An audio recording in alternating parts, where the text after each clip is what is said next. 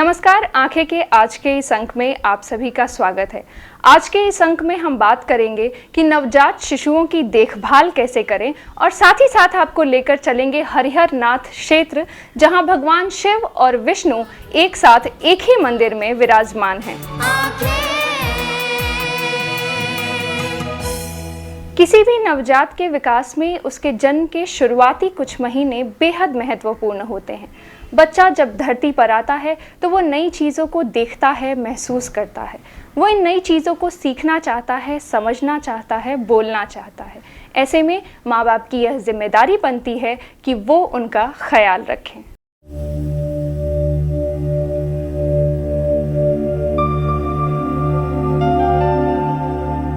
बच्चा जब धरती पर आता है तब हर माता पिता का कर्तव्य होता है कि वो उनका ख्याल रखें। नवजात के लिए शुरुआती कुछ महीने उसके लिए काफी अहम होता है। वो बहुत कोमल होता है, अतः उसकी देखभाल उसी कोमलता से करनी चाहिए। अच्छी देखभाल नवजात के विकास में काफी मदद करता है।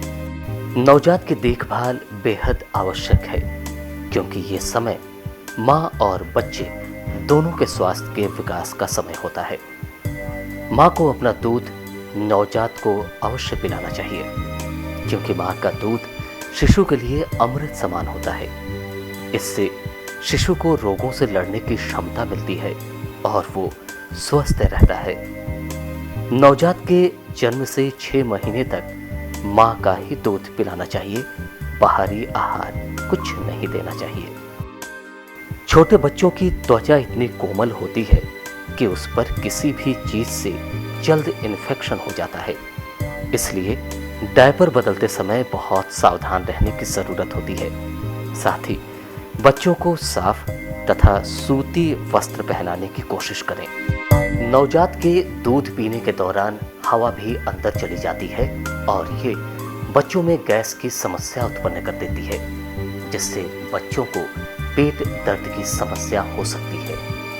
जन्म के तुरंत बाद नवजात को पोलियो की दवा, बीसीजी और हेपेटाइटिस का टीका जरूर लगवाएं। जब भी माँ बच्चे को स्तनपान करवाती हैं तो स्तनपान के तुरंत बाद बच्चे को कंधे से लगा के पीठ को थपथपाना और उसको डकार दिलवाना बहुत इम्पॉर्टेंट है, क्योंकि दूध पीने के साथ बच्चे के अंदर गैस भी चली जाती है और वो जब निकलती है तो उसके साथ वो दूध को भी लेके आती है, जिसको हम वर्पिंग जिसको हम उल्टी समझ लेते हैं। तो ये उल्टी नहीं है। इसको रोकने के लिए सीधा सिंपल उपाय है कि बच्चे को दूध पिलाने के तुरंत बाद कंधे से लगा के थपथपा देना चाहिए, जिससे डकार आ जाएगी। तो डकार आने के बाद ये उल्टी वाला प्रॉब्लम नहीं होगा, ये ज़रूरी है।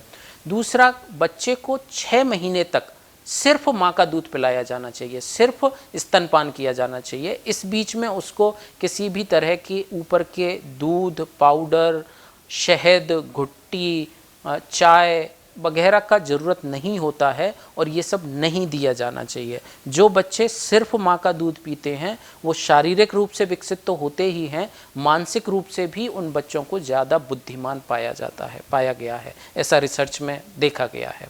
ये बच्चे के दूध पीने से रिलेटेड इम्पॉर्टेंट बातें हैं जो हमें ध्यान रखना चाहिए। जब आप बच्चे को हॉस्पिटल से घर लेके जाते हैं तो उस समय पे उससे पहले कुछ वैक्सीन्स बच्चे को मिलना ज़रूरी होता है। जो जन्म के टाइम के टीके हम जिसको बोलते हैं, इसमें बीसीजी और ओरल पोलियो और हेपेटाइटिस बी, ये 3 वैक्सीन बच्चे को छुट्टी से पहले ही हॉस्पिटल में मिल जाना चाहिए। नवजात एक दिन में कितनी बार पेशाब कर रहा है, इससे आप पता लगा सकते हैं कि आपका बच्चा स्वस्थ है या नहीं। अगर वो एक दिन में 6 से 8 बार पेशाब कर रहा है तब वो स्वस्थ तथा तंदुरुस्त है। अगर नहीं तो चिकित्सक से संपर्क करें। बच्चों की मालिश करना फायदेमंद होता है, ये वैज्ञानिक रूप से सही माना गया है। बच्चों की मालिश हल्के हाथों से एक दिन में 2 बार करें। मालिश दोपहर के समय करें ताकि बच्चे को ठंड न लगे। मालिश करने से बच्चों की हड्डियां मजबूत होती हैं। मालिश के लिए बादाम का तेल बच्चों के लिए बहुत फायदेमंद होता है। जन्म के 10 दिन के बाद से बच्चों की मालिश कर सकते हैं। नवजात का रोना हमेशा चिंता की बात नहीं होती। ज्यादातर बच्चे भूख लगने या बिस्तर गीला करने पर रोते हैं, किंतु बच्चा लगातार रोता रहता है तो उसे चिकित्सक को दिखाएं। बच्चों को नहलाते समय विशेष ध्यान रखना चाहिए। बच्चों को ठंड या गर्म पानी में नहीं नहलाना चाहिए। गुनगुना पानी बच्चों को नहलाने के लिए बेहतर माना गया है। नहलाते समय बच्चों के दोनों कानों को हाथ से अच्छी तरह से बंद करके नहलाएं ताकि पानी कान के अंदर न जा सके। बच्चों को नहलाने के तुरंत बाद सूती कपड़े में लपेट लें और जल्द ही बदन पोंछकर कपड़ा पहना दें। बच्चों को नहलाने के लिए माइल्ड क्रीम सोप या शैम्पू ही इस्तेमाल करें ताकि बच्चों के आंख में साबुन का पानी जाने से वो रोए नहीं। पेशाब करने का फ्रिक्वेंसी भी पेरेंट्स को कई बार चिंता में डालता है, और पेशाब करने से जस्ट पहले बच्चा बहुत रो रहा है, इस बात से बहुत माँ बाप परेशान होते हैं और बच्चों को दिखाने के लिए लाते हैं। दिन में कम से कम 5-6 बार छोटा बच्चा यूरिन पास करता है। अगर इतनी बार बच्चा यूरिन पास कर रहा है तो ये एक इनडायरेक्ट मेजर भी है इस बात का कि वो एप्रोप्रिएट मात्रा में, उचित मात्रा में दूध पी रहा है। क्योंकि अगर उचित मात्रा में दूध पिएगा तो दिन में बच्चा 5-6 बार तक यूरिन पास करेगा। यूरिन पास करने से तुरंत पहले या यूरिन पास करने के दौरान बच्चे अकड़ते हैं और बहुत सारे बच्चे रोते भी हैं। ये कोई घबराने की बात नहीं है, ये नॉर्मल बात है और ये बच्चों में नॉर्मली देखा जाता है, इसलिए इसमें घबराना नहीं चाहिए। शुरू के 7 दिन तक बच्चों को, जब तक कि उनका नाभि गिरता नहीं है, तब तक बच्चों को एक्सेसिव बाथिंग, बहुत ज़्यादा पानी डाल के नहीं नहलाना चाहिए, लेकिन स्पॉन्जिंग करना चाहिए, मतलब गीले कपड़े से शरीर को पोंछ देना इम्पॉर्टेंट होता है। शुरू के 24 घंटे में भी बच्चे को पोंछा जा सकता है, लेकिन जब तक नाभि गिरी नहीं है तब तक उसको बहुत पानी डाल के नहीं नहलाना है, पोंछना उचित है। बच्चे का तापमान सामान्य रखने के लिए बहुत ज़रूरी है कि उसे अत्यधिक ताप और अत्यधिक ठंड से बचा के रखा जाए। जन्म के 1 साल तक अपने नवजात को महीने में 2 बार अवश्य डॉक्टर से दिखाएं। जन्म के तुरंत बाद अस्पताल से डिस्चार्ज होने के बाद माता पिता बच्चे को डॉक्टर से दिखाते रहें। 1 साल तक नियमित डॉक्टर के संपर्क में रहने से शिशु का बेहतर ग्रोथ होगा, साथ ही आपका शिशु सेहतमंद बना रहेगा। ये बच्चे हमारे लिए अनमोल होते हैं। हम इनका ध्यान रखकर इनको जल्द बढ़ने में तथा रोगों से बचाने में मदद कर सकते हैं। अभी वक्त हो चला है एक छोटे से ब्रेक का। ब्रेक के बाद आपको ले चलेंगे एक ऐसे क्षेत्र में जिसका पौराणिक, ऐतिहासिक और धार्मिक महत्व है। ज्ञानस्थली हाई स्कूल, जहां दी जाती है हाईटेक क्लास की फैसिलिटीज, खेलने की सुविधा, स्मार्ट क्लास की सुविधा, लेटेस्ट किताबों वाली लाइब्रेरी की सुविधा, लैब की सुविधा, बच्चों के लिए कंप्यूटर क्लासेस की सुविधा, साथ ही आने जाने की facilities. Gyansthali high school, Alamganj, Patna.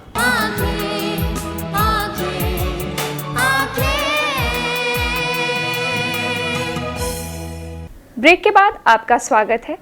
Bihar की राजधानी पटना से लगभग 25 किलोमीटर पर स्थित है सोनपुर। सारण जिले के सोनपुर का पौराणिक, ऐतिहासिक एवं धार्मिक महत्व है। इसे हम हरिहर नाथ क्षेत्र के नाम से भी जानते हैं। यही वो स्थल है जहां हरि और हर अर्थात शिव और विष्णु एक साथ एक ही मंदिर में विराजमान हैं।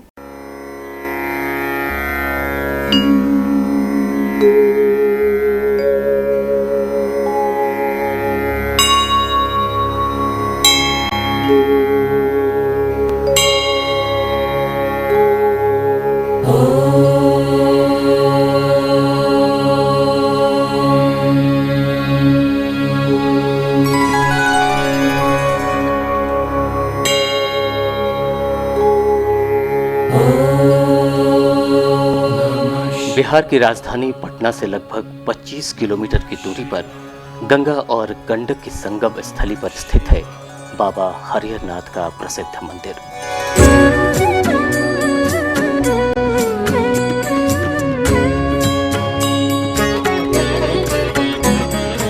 यह मंदिर अति प्राचीन मंदिर है। यह विश्व का एक ऐसा अनोखा मंदिर है जहां हरि अर्थात भगवान विष्णु एवं हर अर्थात भगवान शिव दोनों एक ही मंदिर में एक ही लिंग में संयुक्त रूप से विराजमान हैं। यही कारण है कि इस क्षेत्र का नाम हरिहरनाथ क्षेत्र पड़ा। सामने प्रत्यक्ष दिखाई दे रहा है, ये जो देख रहे हैं शिवलिंग, इस शिवलिंग बीचों बीच एक रेखा है। ये जो एक रेखा है शिवलिंग में बीचों बीच एक रेखा है। इस रेखा के अग्रभाग में अगला भाग में हरि हैं विष्णु, और ये पीछे का जो भाग है ये महादेव है हर। हरि माने विष्णु, हर मीन्स महादेव, नाथ मीन्स भगवान, इसीलिए इनका नाम हरिहरनाथ पड़ा है।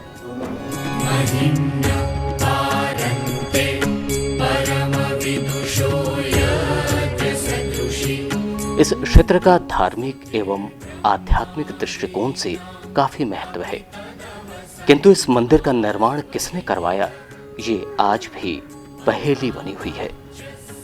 इस मंदिर के निर्माण को लेकर कई लोक कथाएं हैं।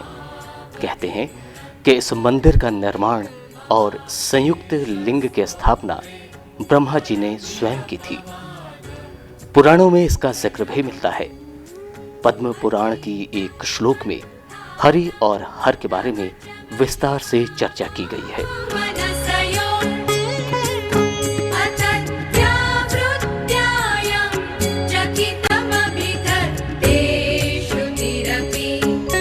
अट्ठाईसवां मनुमंत्र में ये सह नाम का पर्वत था, जिसका शिखर बहुत ही रमणीय था।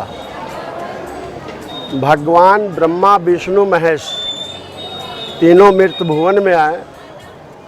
उन्होंने विचार किया कि ऐसे पवित्र भूमि पर कुछ जग जाप होना चाहिए। तो तीनों आदमी ने विचार किया कि हरिहरात्मक यज्ञ यहाँ किया जाए।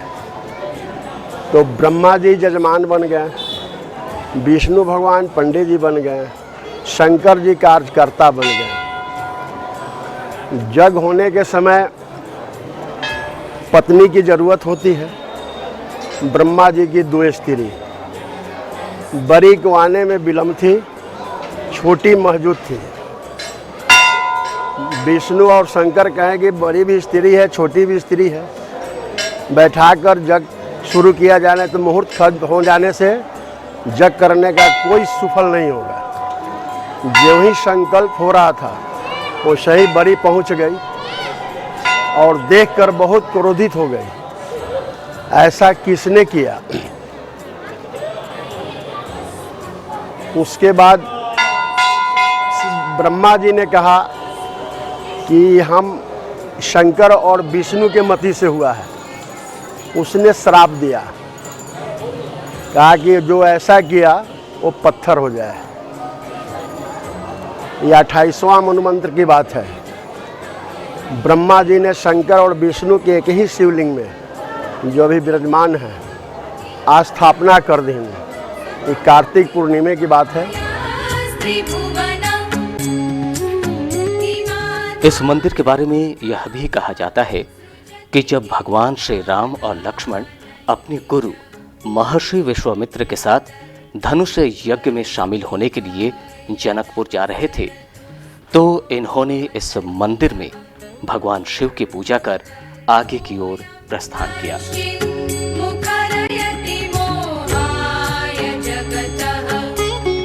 दंत कथाओं में यह भी प्रचलित है कि वाणासुर की राजधानी जो शोणितपुर था, वो स्थान आज का यही सोनपुर है।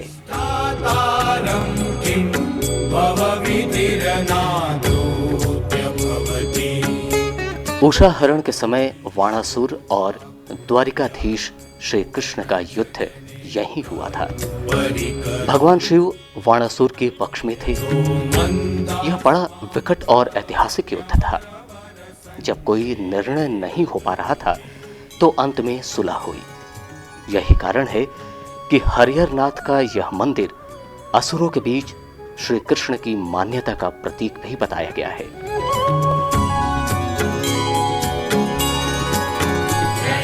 इस मंदिर के बारे में यह भी प्रचलित है कि एक समय भगवान शिव तथा भगवान विष्णु के भक्तों के बीच वर्चस्व की लड़ाई छिड़ गई।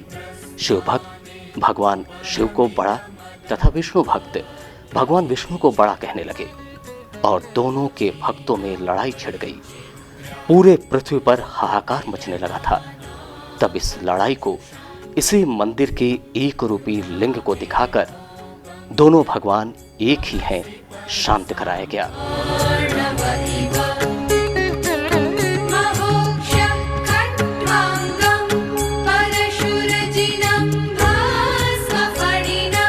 तभी से यहाँ हरिहर नाथ की मान्यता और बढ़ गई। यही कारण है कि इस मंदिर में भगवान के दर्शन के लिए भक्तों का तांता लगा रहता है। लोग यहाँ दूर दूर से दर्शन के लिए आते हैं।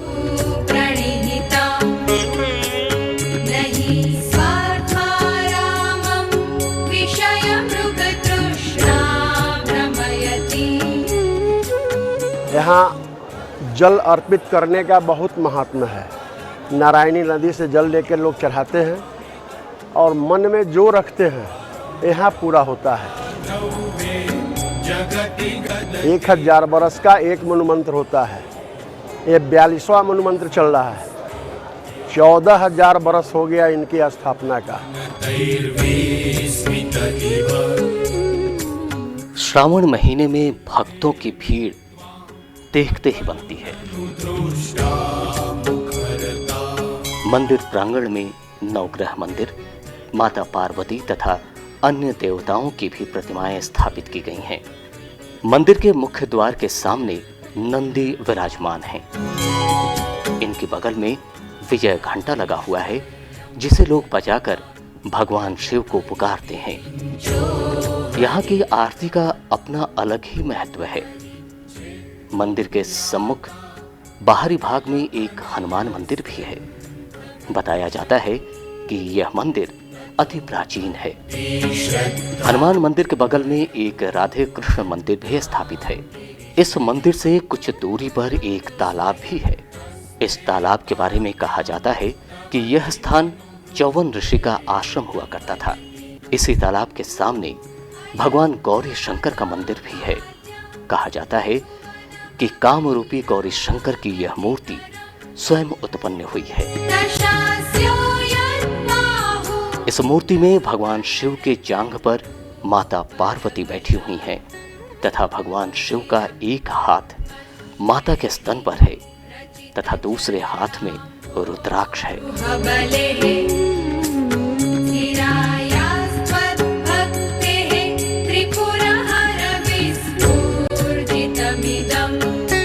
सबसे पहले हरिहर क्षेत्र में गौरी शंकर भगवान का ही उत्पत्ति हुआ था और भगवान योग निद्रा में आए थे। भगवान के जंघे पर माता पार्वती बैठी हुई हैं। भगवान का बायां हाथ माता के स्तन पर है और दाहिने हाथ में रुद्राक्ष और त्रिशूल है, डमरू है। उन्होंने यह फिगर देकर यह सिद्ध किया है कि तुम वैवाहिक मांगलिक संपन्न के बाद भी मोक्ष की प्राप्ति कर सकते हो। ऐसा नहीं है कि तुम वैष्णवी संप्रदाय को मानोगे तभी तुम्हारी मोक्ष होगी, ऐसी कोई प्रथा नहीं है।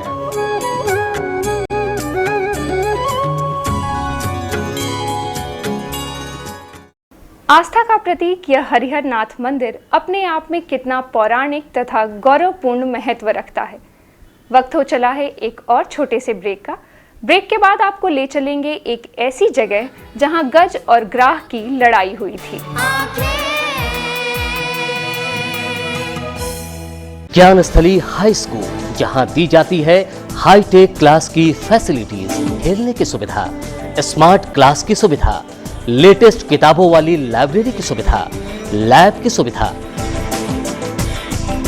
बच्चों के लिए कंप्यूटर क्लासेस की सुविधा, साथ ही आने जाने की facilities. Gyansthali high school Alamganj Patna.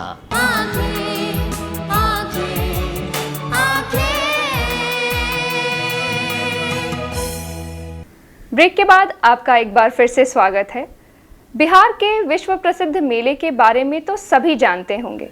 जी हाँ, मैं बात कर रही हूँ सोनपुर मेले की, जो विश्व प्रसिद्ध मेला है। यह हर साल कार्तिक पूर्णिमा से एक दिन पहले शुरू होता है।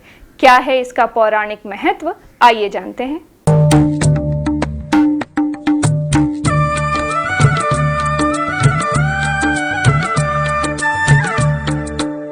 बिहार में गंगा और गंडक नदी के संगम पर लगता है विश्व प्रसिद्ध सोनपुर मेला। यह मेला 1 महीने का होता है।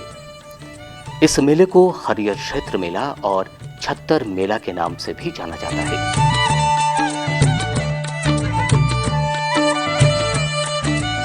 हर साल कार्तिक पूर्णिमा से एक दिन पहले शुरू होने वाले इस मेले में देश विदेश से लोग पहुंचते हैं। इस मेले को लेकर एक पौराणिक कथा भी जुड़ी हुई है। मान्यता है कि भगवान के 2 भक्त हाथी यानी गज और मगरमच्छ यानी ग्राह के रूप में धरती पर उत्पन्न हुए। कुनहरा घाट पर जब गज पानी पीने आया तो उसे ग्राह ने मुंह में जकड़ लिया और दोनों में युद्ध शुरू हो गया। युद्ध कई दिनों तक चलता रहा। इस बीच जब गज कमजोर पड़ने लगा तो उसने भगवान विष्णु से प्रार्थना की। भगवान विष्णु ने कार्तिक पूर्णिमा के दिन सुदर्शन चक्र चलाकर गज को ग्राह से मुक्त किया और गज की जान बचाई। गजेंद्र मोक्ष हरिहर क्षेत्र, माने गज और ग्राह का मोक्ष जो हुआ हरिहरे क्षेत्र में हुआ। वो कहीं से लड़ाई होते हुए भैंसा लोटन से आया। यहाँ गंगा और गंडकी का नदी यहाँ से मिलान है, दोनों का संगम था। पानी या था मिला तो जानवर में रहने, पानी में रहने वाले को जानवर को ताकत ज़्यादा होता है, ऊपर में रहने वाले को कम। जब हाथी का हिम्मत हार गया तो उसने भगवान को पुकारा है फूल लेकर। भगवान आए हैं, ग्राह के मार के गज को वार किए हैं। इस मौके पर सारे देवताओं ने यहाँ उपस्थित होकर भगवान विष्णु की जय जयकार की थी। किंतु आज तक ये साफ नहीं हो पाया है कि इस युद्ध में कौन हारा था तथा किसकी विजय हुई थी। यही कारण है कि इसे कुनहरा घाट भी कहा जाता है।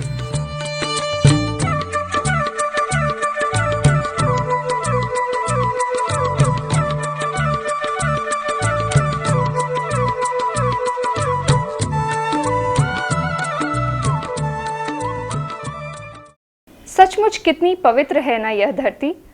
आपको हमारा प्रोग्राम कैसा लगा, हमें ज़रूर बताएं। हमें बताने के लिए आप हमें ईमेल करें। हमारा ईमेल आईडी है lmcankheng2017@gmail.com। तो आज के लिए बस इतना ही। हमें दीजिए इजाज़त। नमस्कार।